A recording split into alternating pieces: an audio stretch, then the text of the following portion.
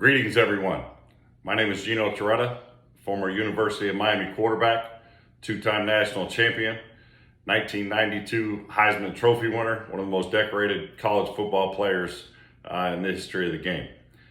When I was at the University of Miami, we were 55-5 as a team.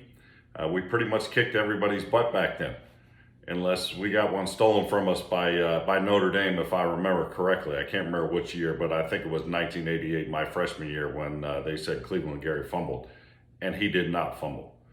And we lost by a point. That's for you, McManus. Anyway, now my squad's just hoping to break 500, and we're not doing very well right now. I'm also a proud member of the Screen Actors Guild, have some childhood credits to my name, some commercials, and some movies. Clint Eastwood co-starred with me in a movie, The Enforcer, back in the mid-70s. I'm sure that's what he remembers correctly, just like I do, that he was my co-star. I'm also a member of the NFL Players Association, so a long history with being a member of the unions and their benefits to us all. My mother-in-law in 1966 helped form one of the first nurses unions in Youngstown, Ohio, when they gave some of the nurses a 10-cent an hour raise, and they fought for overtime pay. They fought for shorter shifts because the emergency rooms and the patients weren't safe based on the number of hours that the hospitals were making the nurses work. My wife's granddad, John Foseska, was a member of the Campbell Boiler and Weld. He wrote for the Youngstown Sheet and Tube Bulletin for over 25 years, so that's my closest ties to the metal trades. I grew up in Pinole, California, the Bay Area near San Francisco. I stood on a milk crate bagging groceries as a kid. Learned how to cut meat in the butcher shop at my parents' grocery store. I had three older brothers. They all played sports. I played sports. Broke a couple arms in my short, brief skateboarding career. But that sent me back to baseball, basketball, and football. Coach Jimmy Johnson recruited me, challenged me, and gave me an opportunity to play in such an outstanding program. I was a 6'1", 172-pound, 17-year-old kid that didn't know if I was going to grow more or fill out more, but I knew at 170 pounds I wasn't going to probably be very successful in that program. Fortunately, I was able to put on some weight and all those things. So it worked out well. Coach Dennis Erickson then came in and coached me, challenged me, instilled a belief that we were going to win every game. And I think I look back at those times and the confidence we had as a team, we had as coaches, we had as a group, were really the difference of why we won almost every game that we played in. You know, those victories were awful sweet, but what I remember most about my time back at Miami was that process of coming together as a team, working together, celebrating together. Really, we knew we couldn't do it without each other, and that's what I remember. And that's what you're doing here. You know, you're bringing members together for a better life, better working conditions, better pay, a pension, all the things that the unions do to help and support our middle class and the people of our country. Don't ever forget that.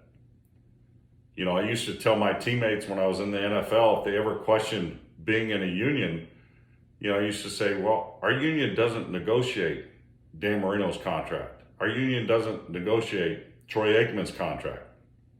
You know, our union negotiates the minimum benefits that the owners of these 32 teams now have to pay us to work for. And do you really think there would be a minimum pay if there wasn't a union, if guys didn't fight, if guys didn't strike, if guys didn't stand up for us back then, and the multiple strikes that the NFL's had over the course of its existence? Without those previous players and workers and members of the union fighting for us, we wouldn't have the benefits. We wouldn't have a pension. I read the history of the metal trades, founded in 1908. And I know it's surprising, but Jimmy Hart was not there at the founding, but I believe he did join soon thereafter. Your history reads much like our times today. Workers were tired of corporate dominance over our government. Workers sought strength in numbers, and then they formed unions. And just think, that was when the pay gap between the workers and the CEO wasn't near what it is today. And now that corporate domination comes in the form of political contributions and their influence on our elected officials. Hopefully President Biden and Marty Walsh can really accomplish protecting workers and do what the federal government should have done 100 years ago and protect the rights of Americans and ensure every worker is free to seek strength in numbers. Union members are the backbone of our country.